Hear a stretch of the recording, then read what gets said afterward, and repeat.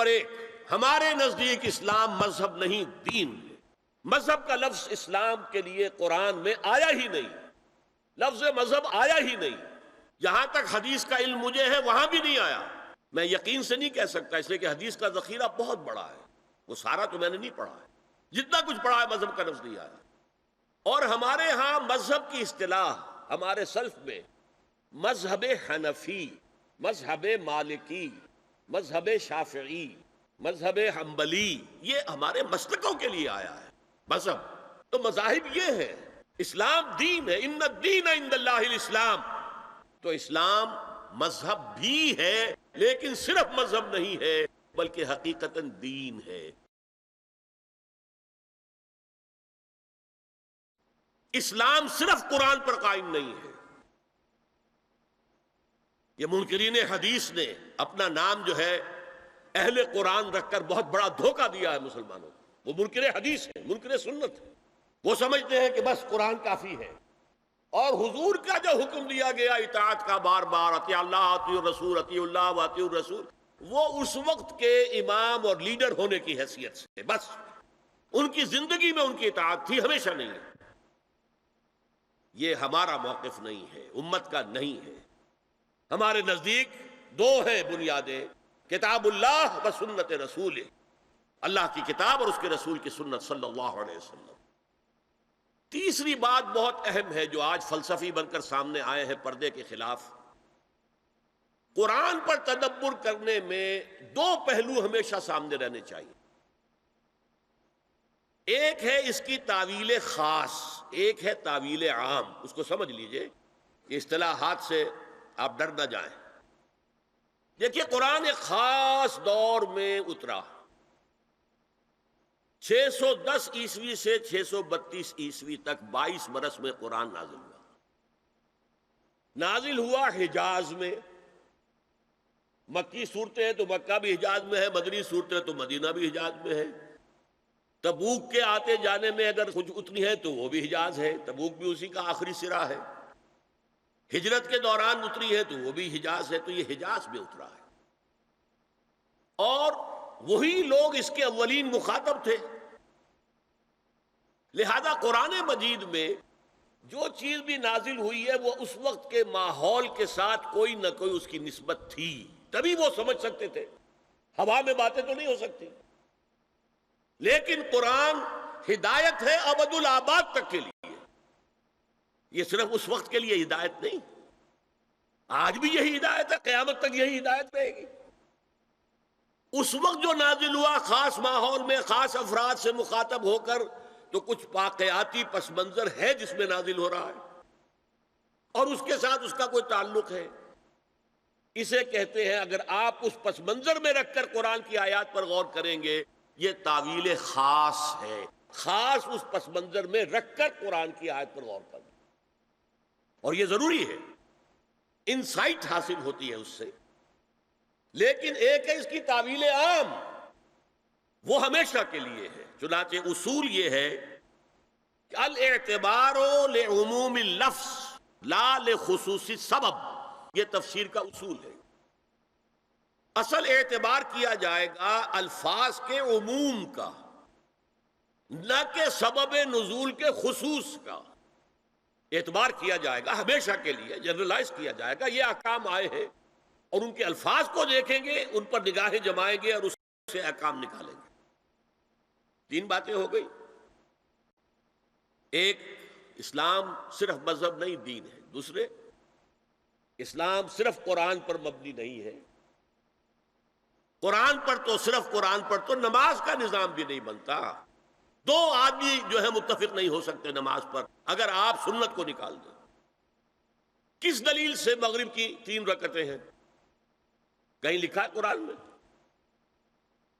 سجدے کا ذکر ہے، رکوع کا ذکر ہے، فلاں کا ذکر ہے، لیکن کہیں ترتیب لکھی ہے کہ پہلے کھڑے رہو، تکبیر تحریمہ کہو، سورہ فاتحہ پڑھو، پھر یہ کرو، پھر رکوع میں جاؤ، پھر کھڑے ہو، پھر سجدے میں جاؤ، پھر بیٹھو، پھر سجدے میں جاؤ، پھر کھڑے ہو؟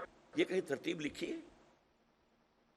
یہ جو 1400 برس گزرنے کے باوجود انڈونیشیا کے آخری جزیرے سے لے کر موریتانیہ تک نماز کے بارے میں کیا اختلاف ہے؟ 5 نمازوں میں اختلاف ہے۔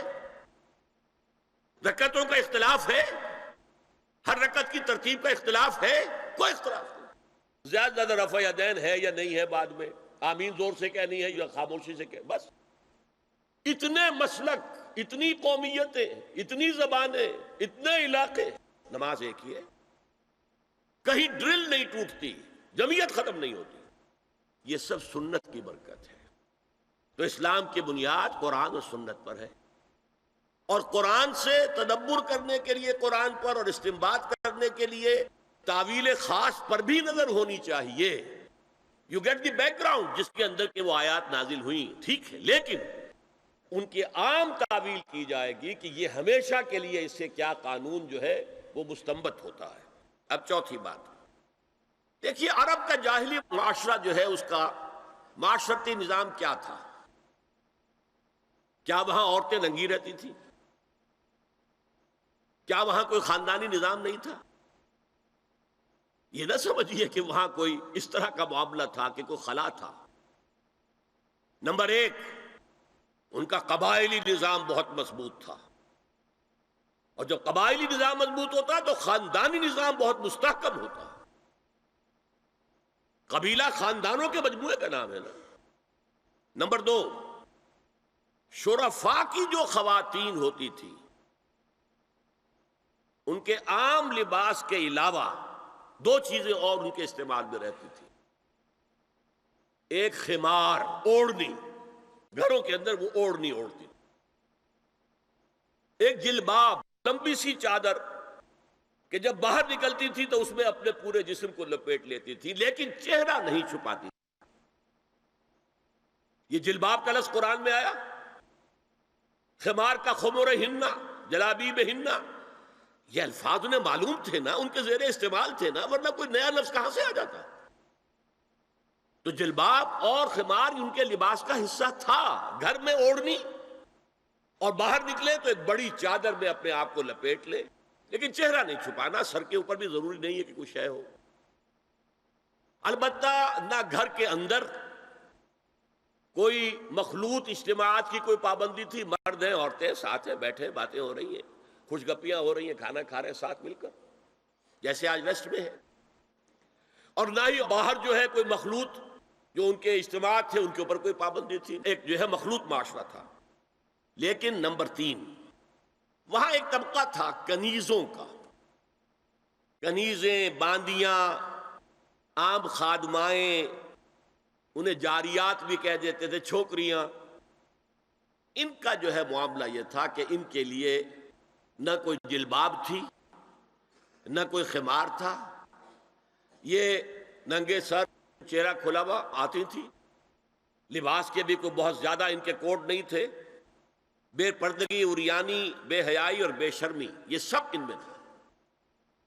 یہاں تک کہ ان کے آقا ان سے پروسٹیچیوشن بھی کرواتے تھے، جس کو کہ روکا ہے قرآن نے آ کر سورہ نور کے اندر. ذریعہ بناتے تھے آمدنی کا. میری کنیز ہے، کوئی اسے استعمال کرے، پیسے دے، کمائی ہے نا اس کی، میرے پاس آئے گی، میری کنیز. تو یہ پروسٹیچیوشن، قحبہ گری جو ہے، یہ بھی ان کے اندر عام تھی. تو یہ دو طبقے ہو گئے، شرفاء کی خواتین اور یہ عام چھوکریاں، خادمائیں، باندیاں، کنیزیں، جاریات. اور ان سے چھیڑ چھاڑ کرنے کا لوگوں کو حق تھا. وہ بازار میں نکلی ہے تو وہ چھیڑے گا، کیونکہ وہ تو ان کا معاملہ یہ ہے. پروسٹیچیوشن کے لیے بھی جب آمادہ ہے یا ایک ہے معاملہ چل رہا ہے پروسٹیچیوشن کا بھی، تو چھیڑ چھاڑ کے اندر تو کوئی بھی رکاوٹ ہے ہی نہیں. اس پس منظر میں دیکھیے اسلام نے جو معاشرتی چینجز کی ہیں، جو معاشرتی اصلاحات کی ہیں، ان کے ہدف کیا ہے؟ پہلا ہدف مضبوط خاندانی نظام. یہ خاندانی نظام شروع ہوتا ہے ایک مرد اور ایک عورت کے درمیان ازدواج سے، اور وہاں نکاح ہوتا تھا. ان دونوں کے درمیان جتنی محبت ہوگی، جتنا قرب ہوگا، جتنا باہمی اعتماد ہوگا، اتنا ہی خاندان مضبوط ہوگا. اس لیے کہ یہ فرسٹ ڈائمنشن ہے خاندان کی، شوہر اور بیوی. اب شوہر اور بیوی کو اللہ نے اولاد دے دی. Second dimension has been added now. استحکام خاندان کے لیے ضروری ہے کہ اولاد والدین کا ادب کرے، ان کی خدمت کرے ان کے بڑھاپے میں. یہ کہنے کی ضرورت نہیں تھی کہ اولاد سے محبت کرو، اولاد کی محبت تو دل میں ہے ہی ہے، اور اس کے لیے تو یہ کہنا پڑتا زیادہ محبت نہ کرو، زیادہ لاڈ پیار کرو گے بگڑ جائیں گے. ان کے محبت کی وجہ سے حرام میں منہ نہ مارو، انہیں اچھا کھلانا اچھا پہنانا یہ روکا گیا ہے. کہیں نہیں کہا گیا اپنی اولاد سے محبت کرو، وہ تو ہے کریں گے. ہاں لیکن بوڑھے والدین، قرآن میں 5 جگہ اللہ کے حق کے فوراً بعد والدین کا حق ہے. وَقَضَىٰ رَبُّكَ أَلَّا تَعْبُدُوا إِلَّا إِيَّاهُ وَبِالْوَالِدَيْنِ إِحْسَانًا أَنِ اشْكُرْ لِي وَلِوَالِدَيْكَ. دیکھیے سورہ لقمان میں أَنِ اشْكُرْ لِي، شکر کرو میرا، میں خالق ہوں تمہارا، رب ہوں تمہارا. وَلِوَالِدَيْكَ، اور اپنے والدین کا، کیونکہ وہ ذریعہ بنے ہیں تمہارے اس دنیا میں آنے کے. اور تم جب چھوٹے سے تھے انہوں نے ہی پالا پوسا ہے، اپنا پیٹ کاٹ کر تمہیں کھلایا ہے، اپنی رات کی نیندیں حرام کر کے تمہیں پالا ہے. لہذا وَقَضَىٰ رَبُّكَ أَلَّا تَعْبُدُوا إِلَّا إِيَّاهُ وَبِالْوَالِدَيْنِ إِحْسَانًا. اور تیسری ڈائمنشن بہن بھائیوں میں رشتہ، اولو الارحام، صلہ رحمی کرو، اخوت. یہ 3 ڈائمنشن ہوئے نا. ہمارا سپیس کا تصور کیا ہے؟ 3 ڈائمنشنل سپیس، چوڑائی، لمبائی اور اونچائی یا گہرائی. تو یہ 3 ڈائمنشنز ہے خاندان کے ادارے کی. اس میں سے بقیہ 2 پر میرا گفتگو کا موضوع نہیں ہے. پہلا جو ہے وہ گفتگو کا اصل موضوع ہے.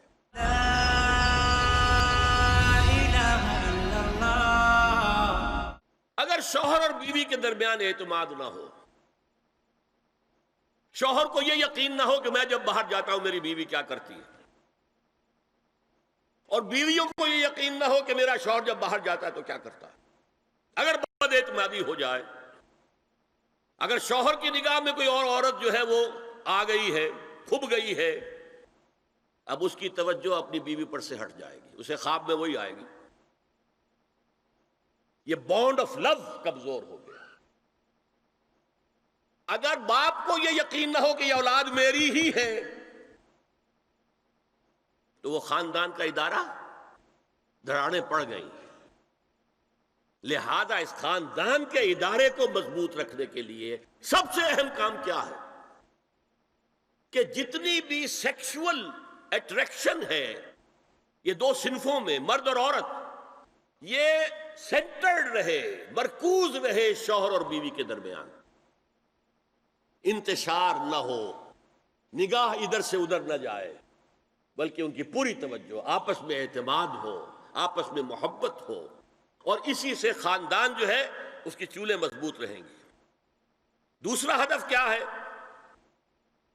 مردوں اور عورتوں کے مابین ان کی جسمانی اور نفسیاتی ساخت کے مطابق جداگانہ ذمہ داریاں ڈال دی گئی.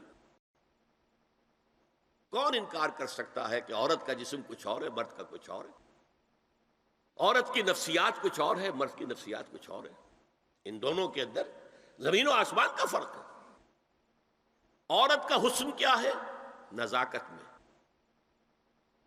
وہ بھاری بھرکم ہو اور بہت تگڑی ہو، جسیم ہو تو پہلوان تو ہوگی، لیکن وہ کوئی اچھی، مطلب یہ کہ خاتون نہیں سمجھی جائے گی. اور مرد کا حسن، اس کی وجاہت جسمانی طاقت میں ہے. زمین و آسمان کا فرق ہے، اللہ نے بنایا. اس اعتبار سے اسلام نے بھاری کام، اب دیکھیے جو کشتی چلا رہا 8 گھنٹے اور کچھ لے کے آیا ہے اپنے گھر والوں کے لیے، بھاری کام، مشقت اس کا ہوا کہ نہیں ہوئی؟ جو اینٹیں ڈھوتا رہا ہے سارا دن اور کچھ لے کر آیا ہے اپنے گھر والوں کے لیے، defence of the country, defence of the nation, مردوں کے حوالے. معاش کا معاملہ مردوں کے حوالے، عورت نہیں. ظلم ہے عورت پر کہ معاش کی ذمہ داری اس پر ڈال دی جائے. اس پر ذمہ داری ڈالی ہے، مشقت ہے حمل کو برداشت کرنا. حملتہ امہ وہنا علی وہن وفصالہ فی عامین، بچے کو دودھ پلانا، رات کو بچہ روتا ہے تو ماں جاگتی ہے، باپ تو نہیں جاگتا. ماں اپنی نیند حرام کر دے گی، باپ کو وہ خود کہے گی کہ اس کو ڈسٹربنس نہ ہو، یہ سوئے تاکہ کل جائے کام پر جا سکے، محنت اور مشقت کر سکے. تو حال جو ہے کسی قوم کا وہ مردوں کے حوالے، اور مستقبل عورت کے حوالے. مستقبل ہے نیکسٹ جنریشن، وہ کہاں سے آئے گی؟ وہ عورت کے رحم میں پرورش پائے گی. یہ مستقبل ہے آپ کا، یہ عورت کی گود میں پرورش پائے گی. تو مستقبل کا سارا بوجھ عورت پر، حال کی ساری ذمہ داریاں، معاش، ڈیفنس، ہر شے مرد کے اوپر. نمبر 3 جو ہدف ہے بہت بڑا بہت بڑا بہت بڑا، جنسی انضباط، سیکس ڈسپلن، زنا کی روک تھام. لا تقربوا الزنا انہ کان فاحشۃ وساء سبیلا. زنا کے قریب تک نہ پھٹکو. یہ نہیں کہا کہ لا تزنوا، نہیں، قریب تک نہ پھٹکو. لہذا دور دور تک اللہ تعالی نے وہ حدیں لگا دی ہیں کہ زنا کی ترغیب نہ ہو، زنا کے راستے مسدود ہو جائیں. Sexual motive one of the most important motives, no doubt about it. اگر یہ نہ ہو، اگر عورت میں مرد کے لیے اٹریکشن نہ ہو، اگر عورت کو مرد کی احتیاج نہ ہو، تو تمدن ختم ہو جائے. کون شادی کا کھکیڑ مول لے گا؟ ایک پیٹ پالنا اور ہے، ایک خاندان کی ذمہ داری اور ہو جائے گی. یہ اس قدر زبردست جو ہے، یہ موٹیویشن ہے، اندر سے جذبہ ہے اور اٹریکشن ہے شدید. اس اعتبار سے یوں سمجھیے، جتنا زوردار گھوڑا ہو اتنی ہی زوردار لگام چاہیے اگر ڈسپلن میں رکھنا چاہتے ہیں. لہذا اس سیکس کو ڈسپلن میں لانے کے لیے کہ قانونی تعلق ہو ایک مرد اور عورت کے درمیان، ازدواج ہو، شادی ہو جائے، یا دوسرا راستہ وہ بھی تھا جو آج کل نہیں رہا، باندھی ہو کسی کی، مل کے یمین ہو، ان کے اندر سیکشول انٹرکورس جو ہے وہ ہو اور اس سے باہر نگاہ بھی نہ جائے. اس زنا کے بارے میں حضور نے جو، اچھا ایک تو میں آپ کو بتاؤں کہ قرآن اور حضور دونوں کس قدر حقیقت پسند ہیں. سورہ آل عمران میں فرمایا زُيِّنَ لِلنَّاسِ حُبُّ الشَّهَوَاتِ مِنَ النِّسَاءِ وَالْبَنِينَ وَالْقَنَاطِيرِ الْمُقَنطَرَةِ مِنَ الذَّهَبِ وَالْفِضَّةِ وَالْخَيْلِ الْمُسَوَّمَةِ وَالْأَنْعَامِ وَالْحَرْثِ. انسان کے اندر محبت پلا دی گئی ہے، مزین کر دی گئی ہے. کن کن چیزوں کی؟ سب سے پہلے عورت، سب سے امپورٹنٹ موٹیو عورت، پھر بیٹے، پھر ڈھیروں مال، سونا چاندی، اعلیٰ گھوڑے نشان زدہ، اور مال مویشی اور کھیتی، لیکن سب سے پہلے عورت. زُيِّنَ لِلنَّاسِ حُبُّ الشَّهَوَاتِ مِنَ النِّسَاءِ وَالْبَنِينَ وَالْقَنَاطِيرِ الْمُقَنطَرَةِ مِنَ الذَّهَبِ وَالْفِضَّةِ وَالْخَيْلِ الْمُسَوَّمَةِ وَالْأَنْعَامِ وَالْحَرْثِ. اسی طرح دیکھیے حضور صلی اللہ علیہ وسلم فرماتے ہیں، یہ مسند احمد میں بھی حدیث ہے اور حاکم اور بیہقی نے بھی، عن انس ابن مالک رضی اللہ تعالی عنہ قال قال رسول اللہ صلی اللہ علیہ وسلم حبب الی النساء والطیب وجعلت قرۃ عینی فی الصلاۃ. اس تمہاری دنیا میں سے مجھے 3 چیزیں محبوب کر دی گئی. حبب الی، نمبر 1 نساء. کوئی جھجک کی ہے آپ نے بیان کرنے میں؟ ہم شاید یہ جملہ کہتے ہوئے جھجکیں گے، اللہ کے رسول نہیں. حقیقت ہے، اس کا اعتراف کرو. بہت مضبوط موٹیو ہے، اس میں کوئی شک نہیں، کوئی شک نہیں، کوئی شک نہیں. حبب الی النساء والطیب، خوشبو، وجعلت قرۃ عینی فی الصلاۃ، اور میرے آنکھوں کی ٹھنڈک نماز میں ہے. اسی طرح خود قرآن میں سورہ احزاب میں جب حضور سے کہا گیا کہ اب بس جتنی شادیاں ہو چکی تھیں آپ نے کر لی ہیں، اب آئندہ نہ کیجیے۔ وہاں بھی صاف الفاظ آئے ہیں، اللہ کو بھی واللہ لا یستحیی من الحق، اللہ کو حق بات کہنے میں کوئی حیا یا کوئی جھجک نہیں ہے۔ وَلَوْ أَعْجَبَكَ حُسْنُهُنَّ، اے نبی چاہے عورتوں کا حسن آپ کو بھلا لگے لیکن اب آئندہ شادی نہیں۔ یہ میں تائید کر رہا ہوں فرائڈ کی، اس گدھے نے جو آگے تک پہنچا دیا ہے معاملہ وہ ہے غلط۔ بنیادی بات صحیح ہے، قرآن مجید کے مطابق ہے کہ سیکس موٹیو بہت سخت ہے، بہت زوردار ہے۔ اب زنا جو ہے اس کے لیے حضور نے جو کچھ فرمایا وہ سن لیجئے۔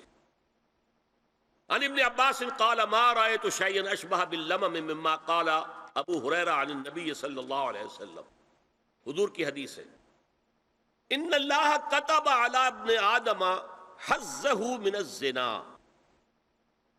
ادرک ذلك لا محال، اللہ تعالیٰ نے ہر انسان کا زنا میں ایک حصہ لکھ دیا ہے جو اس کو پہنچ کر رہے گا۔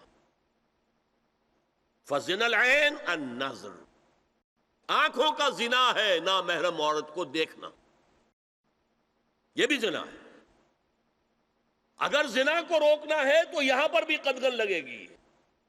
ایک جگہ آیا ہے حدیث میں النظر سہم، یہ تیر ہے، یہ نظر جو ہے نگاہوں کے تیر، یہ تو آپ شاعری کے اندر بھی اور گانوں کے اندر بھی نگاہوں کے تیر سنتے ہیں کہ نہیں سنتے؟ النظر سہم، یہ تیر ہے۔ وزنا اللسان النطق یا منطق، زبان کا زنا ہے کسی عورت سے گفتگو کر کے چٹخارے لینا۔ عورت کی آواز میں بھی ایک لوچ ہے، حسن ہے، اللہ تعالیٰ نے اسے سراپا ایسا بنایا ہے کہ مرد کے لیے اس کی ہر شے کے اندر اٹریکشن ہے، اس کی آواز میں اٹریکشن ہے۔ والنفس تمنا و تشتہی، اور باقی رہ گیا نفس، وہ تمنا کرتا ہے کہ اب میں اس سے آگے بھی بڑھوں اور زنا بھی کر لوں۔ والفرج یصدق ذلک کلہ او یکذب، لیکن یہ ہو بھی سکتا ہے نہیں بھی ہوتا، لیکن یہ زنا تو کر چکا نا، کان کا زنا اس نے کر لیا، آنکھ کا زنا اس نے کر لیا، زبان کا زنا اس نے کر لیا۔ اس کو زنا کی تعریف ملا ہے۔ عن ابی ہریرہ کتب علی ابن آدم نصیبہ من الزنا مدرک ذلک لا محالہ فالعینان زناہما النظر والاذنان زناہما الاستماع واللسان زناہما الکلام والید زناہا البطش والرجز زناہا الخطأ والقلب یہوی وتمنا، یہ زبان کا بھی زنا ہو رہا ہے، کان کا بھی زنا ہو رہا ہے، ہاتھ کا بھی ہو رہا ہے، کہیں لمس کیا ہے عورت کے جسم کو، ہاتھ ملایا ہے اس سے، اور چل کر کہیں جا رہا ہے دیکھنے کے لیے، یہ پاؤں کا زنا ہو رہا ہے۔ یہ ہے زنا کی شکلیں جو محمد الرسول اللہ صلی اللہ علیہ وسلم نے بیان کی ہے۔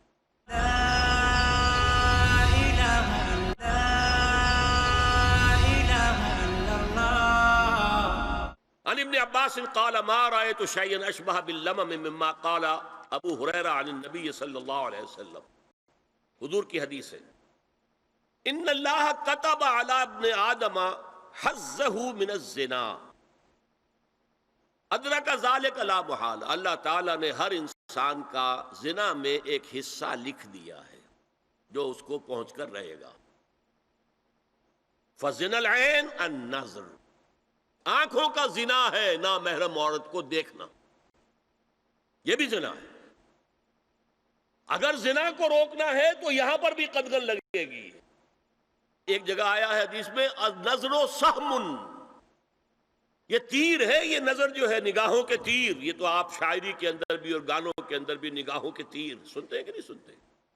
النظر سہم، یہ تیر ہے۔ وزنا اللسان النطق یا منطق، زبان کا زنا ہے کسی عورت سے گفتگو کر کے چٹخارے لینا۔ عورت کی آواز میں بھی ایک لوچ ہے، حسن ہے، اللہ تعالیٰ نے اسے سراپا ایسا بنایا ہے کہ مرد کے لیے اس کی ہر شے کے اندر اٹریکشن ہے، اس کی آواز میں اٹریکشن ہے۔ والنفس تمنا و تشتہی، اور باقی رہ گیا نفس، وہ تمنا کرتا ہے کہ اب میں اس سے آگے بھی بڑھوں اور زنا بھی کر لوں۔ والفرج یصدق ذلک کلہ او یکذب، لیکن یہ ہو بھی سکتا ہے نہیں بھی ہوتا، لیکن یہ زنا تو کر چکا نا. کان کا زنا اس نے کر لیا، آنکھ کا زنا اس نے کر لیا، زبان کا زنا اس نے کر لیا. اس کو زنا کی تعریف میں لایا. کان ابی ہریرہ کتب علی ابن آدم نصیبہ من الزنا مدرک ذلک لا محالہ فالعینان زناہما النظر والاذنان زناہما الاستماع واللسان زناہما الکلام والید زناہا البطش والرجز زناہا الخطأ والقلب یہوی وتمنا. یہ زبان کا بھی زنا ہو رہا ہے، کان کا بھی زنا ہو رہا ہے، ہاتھ کا بھی ہو رہا ہے، کہیں لمس کیا ہے عورت کے جسم کو، ہاتھ ملایا ہے اس سے، اور چل کر کہیں جا رہا ہے دیکھنے کے لیے، یہ پاؤں کا زنا ہو رہا ہے. یہ ہے زنا کی شکلیں جو محمد الرسول اللہ صلی اللہ علیہ وسلم نے بیان کی. تو روک تھام زنا کی جو ہمارے معاشرتی اہداف کے اندر بہت اہم ہے، بہت اہم ہے، بہت اہم، ورنہ معاشرہ ٹوٹ پھوٹ کا شکار ہو جائے گا. میاں بیوی میں اعتماد نہیں ہے، بے اعتمادی کی فضا میں اولاد جو پلے گی اس کی منفی نفسیات ہوں گی، کبھی مثبت نفسیات نہیں ہو سکتی. والدین میں محبت ہے، آپس میں اعتماد ہے، تو ایک دوسرے پر اعتماد ہے، ایک دوسرے کا لحاظ ہے، ایک دوسرے کی دلجوئی ہے، ایک دوسرے کی مدد ہے. یہ ساری چیزیں جو ہے وہ ایک فضا پیدا کرتی ہیں گھر کے اندر. وہ ایک نارمل، ایک صحت مند فضا جس میں کہ نئی نسل پروان چڑھے گی تو وہ ایک پازیٹیو اور مثبت نفسیات لے کر پیدا ہوگی. اچھا اور دیکھیے اس میں کیا کیا کچھ حضور کی طرف سے آئے ہیں. حضرت جابر ابن عبداللہ فرماتے ہیں من کان یؤمن باللہ والیوم الاخر فلا یخلون بامرأۃ لیس معها ذو محرم فإن ثالثہما الشیطان. رواہ احمد. دیکھو جو شخص بھی اللہ پر اور یوم آخر پر ایمان رکھتا ہو وہ کبھی کسی اجنبی عورت کے ساتھ خلوت میں نہ رہے، ملاقات نہ کرے جس کے ساتھ کہ اس کا کوئی محرم شامل نہ ہو. کوئی عورت آئی ہے آپ سے مسئلہ پوچھنے کے لیے، اس کا باپ، اس کا بیٹا، اس کا بھائی، اس کا شوہر ساتھ ہونا چاہیے، اکیلے نہیں. اس لیے کہ ثالثہما الشیطان. جہاں یہ ایک مرد اور ایک عورت جو ایک دوسرے کے لیے نامحرم ہے جب ملیں گے تیسرا وہاں شیطان موجود ہوگا. اسی طرح حضرت ابن عباس کی روایت ہے لا یخلون رجل بامرأۃ الا ومعها ذو محرم ولا تسافر المرأة الا مع ذی محرم. کوئی مرد کسی عورت کے ساتھ خلوت میں نہ ہو، اکیلے نہ ہو، مگر یہ کہ اس عورت کے ساتھ اس کا محرم موجود ہو. اور کوئی عورت سفر نہ کرے جب تک کہ اس کے ساتھ محرم موجود نہ ہو. اب آئیے چھٹی بات. اسلام میں جو اصلاح کی گئی ہے مختلف میدانوں میں اس کے دو اصول ہیں. نمبر ایک، تدریج سے اصلاح ہوتی ہے، ایک دم نہیں. نمبر دو، اصلاح کا عمل گھر سے شروع ہونا چاہیے. Charity begins at home. اب میں مثال دے رہا ہوں. دیکھیے شراب کی حرمت کے ضمن میں 3 درجوں میں حرمت ہوئی ہے. سورہ بقرہ میں فرمایا گیا یسألونک عن الخمر والمیسر قل فیہما اسم کبیر ومنافع للناس واسمہما اکبر من نفعہما. بات ختم. اے نبی یہ آپ سے پوچھ رہے ہیں شراب اور جوئے کے بارے میں، سے کہہ دیجئے ان دونوں میں بہت بڑے گناہ کی بات ہے، اگرچہ لوگوں کے لیے کوئی نفع بھی ہے لیکن ان کا گناہ نفع سے بہت بڑھ کر ہے. اشارہ دے دیا. بہت سے صحابہ نے اسی آیت پر شراب نوشی ترک کر دی.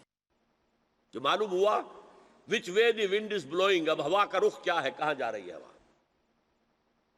پھر آگے سورہ نساء میں آیت آگے وَلَا تَقْرَبُوا الصَّلَاةَ وَأَنْتُمْ سُكَارَىٰ. دیکھو اگر تم نشے کے اندر ہو شراب کے تو نماز کے قریب مت جاؤ. پتہ نہیں تم کیا کہنا شروع کر دو، تو غالب کی عشقیہ غزلی پڑھنی شروع کر دو کھڑے ہو کر، کیا پتہ. ایک اور مل گیا پوائنٹر. نماز جیسی شے سے روکنے والی شے جو عماد الدین ہے وہ تو بہت بری شے ہوئی. بہت سے لوگوں نے اس کے بعد چھوڑ دی. پھر آخری آیت آئی ہے یا ایھا الذین آمنوا انما الخمر والمیسر والانصاب والازلام رجس من عمل الشیطان، یہ شیطانی اعمال ہیں، گندگی کے اعمال ہیں. فاجتنبوہ لعلکم تفلحون، تو ان سے بچو، اجتناب کرو تاکہ تم فلاح پاؤ. انما یرید الشیطان ان یوقع بینکم العداوۃ والبغضاء فی الخمر والمیسر، یہ شیطان یہ چاہتا ہے کہ شراب اور جوئے کے ذریعے سے تمہارے مابین دشمنی پیدا کر دے. شراب میں آدمی لڑ پڑا، جوئے کے اندر بھی ہارتا ہارتا ہارتا آخر کھڑا ہو جاتا، مار پیٹ کے اوپر تیار، ہلاک کرتا. فرمایا کہ انما یرید الشیطان ان یوقع بینکم العداوۃ والبغضاء فی الخمر والمیسر ویصدکم عن ذکر اللہ وعن الصلاۃ فہل انتم منتہون، تو باز آتے ہو کہ نہیں. یہ بڑا دھمکی کا انداز ہے. اب کچھ لوگ کیا کہتے ہیں، جی یہاں پہ حرام کا لفظ تو نہیں آیا، انا للہ و انا الیہ راجعون. حل انتم منتہون، باز آتے ہو کہ نہیں. اس سے زیادہ روکنے کا کوئی معاملہ ہو سکتا؟ اور حدیث میں اندر اصول آ گیا، ما اسکرا کثیرہ فقلیلہ حرام، جو شے اگر زیادہ مقدار میں ہو اور نشہ لے آئے تو اس کی چھوٹی مقدار، تھوڑی مقدار بھی حرام ہے. شراب کا ایک قطرہ بھی حرام ہے. لیکن آج ہم کہہ رہے ہیں شراب تو حرام ہے ہی نہیں، تاکہ مغرب مان لے کہ ہاں یہ تو بڑے ماڈریٹ لوگ ہیں، بڑے لبرل لوگ ہیں، روشن خیال ہیں، یہ کوئی دقیانوسی نہیں ہے، یہ فنڈامنٹلسٹ نہیں ہے. اسی طریقے سے یہ جو معاشرتی معاملے میں اصلاح کا دائرہ شروع ہوا ہے، اس میں ہم دیکھتے ہیں کہ ابتدا میں ازواج مطہرات سے خطاب ہے، جسے دلیل بنا لیا بعض لوگوں نے. یہ احکام تو صرف ازواج مطہرات کے لیے ہے، حالانکہ میں نے اصول پہلے بتا دیا، چیریٹی بگنز ایٹ ہوم. جیسے حضور فرماتے تھے انا اول المسلمین، دیکھو میں تمہیں اسلام کی دعوت دے رہا ہوں، سب سے پہلا مسلمان میں خود ہوں. انا اول المومنین، میں تمہیں ایمان کی دعوت دے رہا ہوں، پہلا مومن میں ہوں. تو جب تک انسان اپنے کردار سے بات واضح نہ کرے تو واز جو ہے وہ مفید نہیں ہوتا، مؤثر نہیں ہوتا. لہذا سب سے پہلے بات جو کی گئی وہ کی گئی ہے حضور کی ازواج مطہرات سے. اب اس ضمن میں جو اصلاحی احکام آئے ہیں ان کو نوٹ کر لیجئے. ان کا آغاز ہوا ہے تدریجی اعتبار سے سورہ احزاب سے، اور سورہ احزاب سن 5 ہجری میں نازل ہوئی ہے. ان کی تکمیل ہوئی ہے سورہ نور میں جو سن 6 ہجری میں نازل ہوئی. سورہ احزاب میں گھر سے باہر کے پردے کا بیان ہے، اور سورہ نور میں گھر کے اندر کے پردے کا بیان ہے. دیکھیے سورہ احزاب میں کیا کیا گیا. نمبر 1، پہلے خطاب ازواج مطہرات سے، بعد میں عام کر دیا گیا. نمبر 2، بتایا گیا کہ عورت کا اصل کردار کیا ہے، اس کی اصل جگہ کیا ہے، گھر. نمبر 3، استیزان کے حکم کا آغاز ہو گیا کہ گھروں میں اجازت لیے بغیر داخل نہ ہو. لیکن یہاں بھی صرف نبی کے گھر کی بات ہوئی ہے، عام نہیں.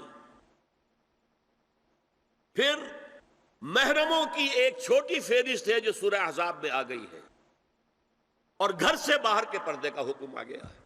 یہ سورہ احزاب میں ہے. سورہ نور میں استیزان اب عام کر دیا، کسی بھی گھر میں داخل مت ہو جب تک اذن نہ لے لو. یہ دیکھیے تدریج، پہلے حضور کے گھروں میں داخل نہ ہو، اب کسی بھی گھر میں داخل نہیں ہو سکتے بغیر استیزان کے.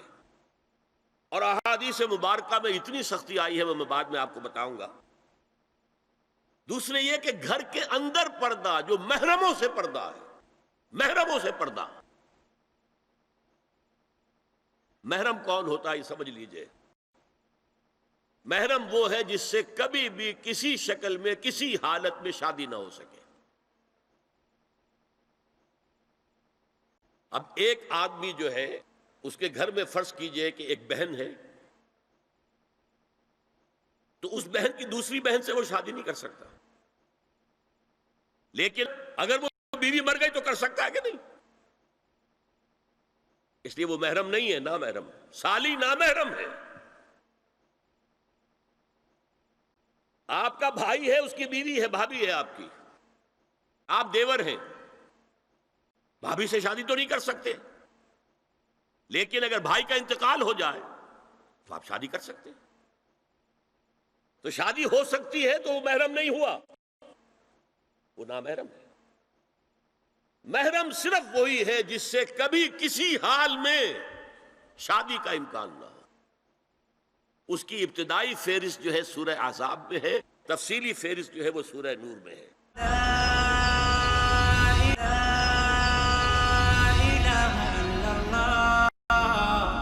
اب دیکھیے گھر کے اندر بیٹھنے سے متعلق کیا بات کہی گئی۔ بزار اور ترمذی میں حضرت عبداللہ ابن مسعود سے نبی ایک سلطہ یہ ارشاد نقل ہوا ہے، ان المرأۃ عورۃ، عورت چھپا کر رکھنے کی چیز ہے، عورت چھپا کر رکھنے کی شے ہے۔ المرأۃ کلھا عورۃ، عورت کہتے ہیں اس کو ہے جسے چھپا کر رکھا جائے۔ ان المرأۃ عورۃ فاذا خرجت، جب وہ گھر سے نکلتی ہے، استشرفھا شیطان، اب شیطان جو ہے اس کو طاق میں رکھتا ہے۔ وَأَقْرَبُ مَا تَكُونُ بِرَوْحَةِ رَبِّهَا وَهِيَ فِي قَعْرِ بَيْتِهَا، وہ اپنے رب کی رحمت سے قریب ترین ہوتی ہے جبکہ اپنے گھر کے بھی کسی اندرونی حصے میں ہو۔ صحن میں ہوگی تو شاید ادھر ادھر کے کوٹھوں سے نظر پڑ جائے۔ اسی لیے فرمایا مردوں کے لیے مسجد میں نماز افضل 28 گنا، اور عورت کے لیے گھر کی نماز مسجد سے افضل، گھر کے صحن کی مسجد سے افضل، دالان کی صحن سے افضل، کمرے میں اس سے افضل، اور کمرے کی کوئی بغلی کوٹھڑی ہے تو اس میں سب سے افضل۔ یہ احادیث نبی اکرم صلی اللہ علیہ وسلم، مزاج ہے نا، اس سے بن رہا ہے، ایک معاشرت وجود میں آ رہی ہے۔ یہ ساری چیزیں کیوں آ رہی ہیں؟ اور سنیے، حافظ ابو بکر بزار حضرت انس سے روایت کرتے ہیں کہ عورتوں نے حضور سے عرض کیا کہ ساری فضیلت تو مرد لوٹ کے لے گئے، وہ جہاد کرتے ہیں اور خدا کی راہ میں بڑے بڑے کام کرتے ہیں، ہم کیا عمل کریں کہ ہمیں بھی مجاہدین کے برابر اجر مل سکے؟ جواب میں آپ نے فرمایا من قعدت منکن فی بیتہا فإنہا تدرک عمل المجاہدین، تم میں سے جو شخص اپنے گھر میں بیٹھی رہے گی وہ مجاہدین کا اجر حاصل کر لے گی۔ یہ ایک ہوا کا رخ ہے، بتایا جا رہا ہے، یہ نظام ہے جس کو اس شکل میں دیا جا رہا ہے۔ اب میں چاہتا ہوں سورہ احزاب کی جو آیات ہیں ان کے حوالے سے کچھ باتیں جو حکمت دین کی ہیں اور بہت اہم ہیں وہ آپ کے سامنے آ جائیں۔ دیکھیے میں نے سب سے پہلے آیت پڑھی تھی لَقَدْ كَانَ لَكُمْ فِي رَسُولِ اللَّهِ أُسْوَةٌ حَسَنَةٌ، اے مسلمانوں تمہارے لیے اللہ کے رسول کی زندگی میں ایک بہترین نمونہ ہے، اسوہ حسنہ ہے۔ ایک بات اس میں غور طلب ہے، مردوں کے لیے تو اسوہ کامل ہے، مرد اگر سپہ سالار ہے تو اسوہ موجود ہے حضور کا، مرد اگر صدر ریاست ہے، خلیفہ ہے تو اسوہ موجود ہے رسول کا، کوئی قاضی القضات ہے تو اسوہ موجود ہے رسول کا، کسی مسجد میں خطیب ہے، امام ہے تو اسوہ موجود ہے، باپ کی حیثیت سے اسوہ موجود ہے، شوہر کی حیثیت سے اسوہ موجود ہے کہ نہیں؟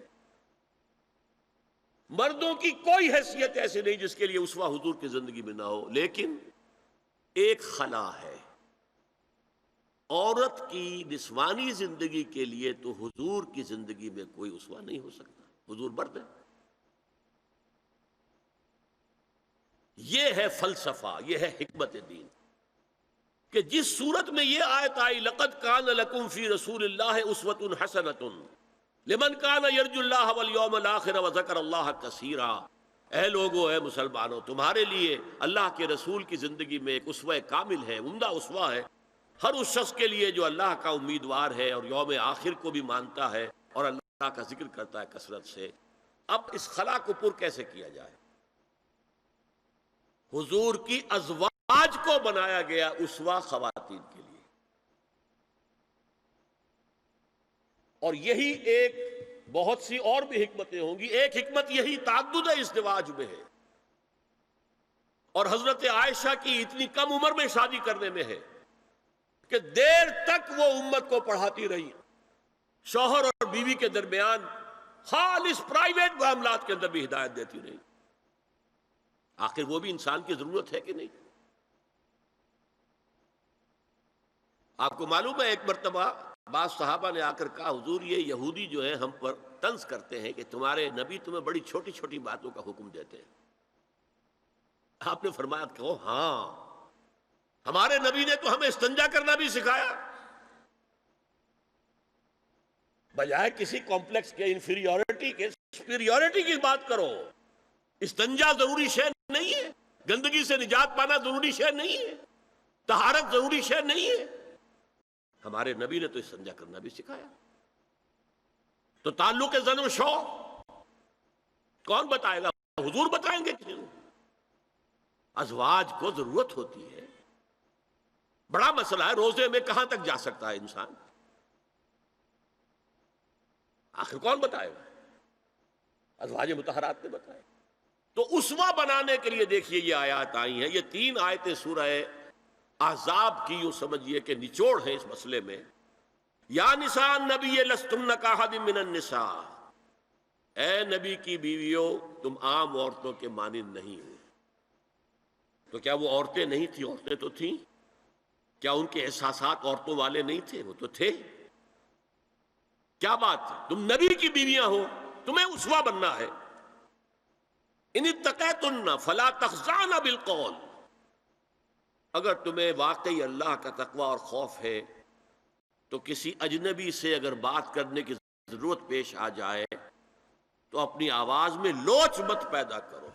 فیطمع الذی فی قلبہ مرض، کہ جس شخص کے دل میں کوئی روگ ہے، گندگی ہے، وہ کوئی آس لگا بیٹھے کہ یہ جو مجھ سے گفتگو کر رہی ہیں، جس انداز میں کر رہی ہیں، جس لگاوٹ کے ساتھ کر رہی ہیں، تو کوئی نہ کوئی موقع ہے میرے لیے. انا للہ و انا الیہ راجعون. کرخت آواز میں بات کرو. وَقُلْنَ قَوْلًا مَعْرُوفًا، اور معروف بات کہو صرف، اس سے آگے بڑھنے کی کوئی ضرورت نہیں. وَقَرْنَ فِي بُيُوتِكُنَّ وَلَا تَبَرَّجْنَ تَبَرَّجَ الْجَاهِلِيَّةِ الْأُولَىٰ، اور قرار پکڑو اپنے گھروں میں، وقار کے ساتھ رہو اپنے گھروں میں.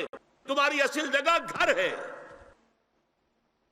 باہر نکلنا تمہارا کام نہیں ہے. ہاں ضرورت ہو سکتی ہے، اس کا بعد میں ذکر آ جائے گا. لیکن فلسفہ کیا ہے؟ عورت کی اصل جگہ اس کا گھر ہے. جو ڈیوٹیز کی تقسیم کر دی گئی ہے اللہ کی طرف سے، اس میں عورت کا اصل مقام اس کا گھر ہے. میں حدیث سنا چکا ہوں کہ جب گھر سے عورت نکلتی ہے تو شیطان تاکتا ہے اس کو، اور پھر ظاہر بات ہے کہ اس سے جو فتنے پیدا ہوتے ہیں وہ سب شیطان کے ذریعے سے ہوتے ہیں. وَلَا تَبَرَّجْنَ تَبَرُّجَ الْجَاهِلِيَّةِ الْأُولَىٰ، اور جو جاہلیت تھی، اسلام کے آنے سے پہلے کا جو دور تھا، اس میں جس طرح تم بند سمر کر اور لوگوں کی نگاہوں میں آنے کے لیے نکلتی تھی، اب وہ طریقہ اختیار نہ کرو. دیکھیے یہ بھی ایک بڑا نفسیاتی نکتہ ہے. مرد کے اندر قوت ہے، وہ اپنی قوت کا ظہور چاہتا ہے. کبھی جی چاہتا ہے دیوار کو کندھا دے مارے، راستہ چلتے کسی کو لگا کندھا. قوت ظہور چاہتا ہے. عورت کے پاس سب سے بڑا سرمایہ اس کا نسوانی حسن ہے. جسمانی طاقت تو نہیں ہے نا، اس کے اندر ایک ارج ہے کہ اپنے آپ کو ظاہر کرے. اس کا نام تبرج. بروج کہتے تھے ان برجیوں کو کہ جو فصیلوں کے اوپر ہوتی تھی. اور ظاہر بات ہے دور سے مسافر آ رہا تو پہلے تو برجی نظر آتی تھی نا. تو نگاہوں میں آنا، نگاہوں میں کھپنا، یہ تبرج ہے. تو تم جس طرح پہلے بناؤ سنگھار کر کے نکلا کرتی تھی، اور تبرج الجاہلیہ اب وہ چھوڑ دو. وَأَقِمْنَ الصَّلَاةَ وَآتِينَ الزَّكَاةَ، اور نماز قائم رکھو، زکوٰۃ ادا کرو. وَأَطِعْنَ اللَّهَ وَرَسُولَهُ، اور اللہ اور اس کے رسول کی اطاعت پر کاربند رہو. اب آئے الفاظ جو اہم ترین ہیں. انما يريد الله ليذهب عنكم الرجس اهل البيت ويطهركم تطهيرا. اے نبی کے گھر والیوں، اللہ یہ چاہتا ہے کہ تم سے ہر طرح کی برائی، ہر طرح کی ناپاکی کو دور کر دے اور تمہیں پاک کر دے. پاک کرنا کر، خوب خوب خوب خوب. تطہیرا، یطہرکم تطہیرا. کیوں؟ تمہیں نمونہ بننا ہے، تمہیں اسوہ بننا ہے. یہ الفاظ اصل میں آئے ہیں قرآن مجید میں ازواج مطہرات کے بارے میں سارا جملہ چل رہا ہے یا نسان نبی سے. ہمارے کچھ دوستوں نے کہا ہے کہ اہل بیت سے مراد حضرت علی، حضرت فاطمہ، حضرات حسنین ہیں. وہ بھی حضور نے فرمایا. میں نے ایک ٹی وی مذاکرے کے اندر بھی جب کچھ حضرات یہ کہہ رہے تھے کہ اہل بیت تو اصل میں وہ ہیں، میں نے کہا نہیں، اصل میں بیویاں ہیں لیکن وہ بھی اہل بیت ہیں. حضور نے ایک چادر میں جب سمیٹا سب کو تو یہ بھی اللہم ہؤلاء اہل بیت، یہ بھی میرے اہل بیت ہیں. سلمان منا اہل البیت، سلمان بھی ہمارے اہل بیت میں سے جو جتنا قریب ہوا. لیکن قرآن میں یہ لفظ آتا ہے صرف بیویوں کے لیے، ازواج کے لیے. حضرت ابراہیم کے پاس جب فرشتے آئے تھے حضرت اسحاق کی ولادت کی خبر دینے کے لیے، تو جب حضرت سارہ نے سنا تو وہ آئیں دوہتر مارتی ہوئی اپنے پیشانی پر، آلد وانا عجوز وہذا بالی شیخا، کیا میں جنوں گی اب جبکہ میں بڑھی پھوس ہو گئی ہوں اور میرا یہ شوہر جو ہے یہ بھی بڑھا پھوس ہے. 100 برس کی عمر تھی حضرت ابراہیم علیہ السلام کی، اور کتنی ہوگی اس کے آس پاس ہی ہوگی، 90-95 حضرت سارہ ہوگی. اس کو فرشتوں نے کہا تھا کہ کیا آپ اللہ کی رحمت سے مایوس ہو گئی؟ اہل البیت، اے نبی کے گھر والی، اے نبی کے گھر والوں، تم پر اللہ کی سلامتی ہو، رحمت ہو. تو اہل بیت کا لفظ قرآن میں 2 جگہ آیا ہے، یا حضرت سارہ کے لیے حضرت ابراہیم کی زوجہ، اور یا نساء النبی. تمہیں تو پاک کرنا ہے، پوری طرح پاک کرنا ہے، پوری طرح پاک کرنا ہے تاکہ تم اسوہ بن جاؤ. اللہ اللہ یا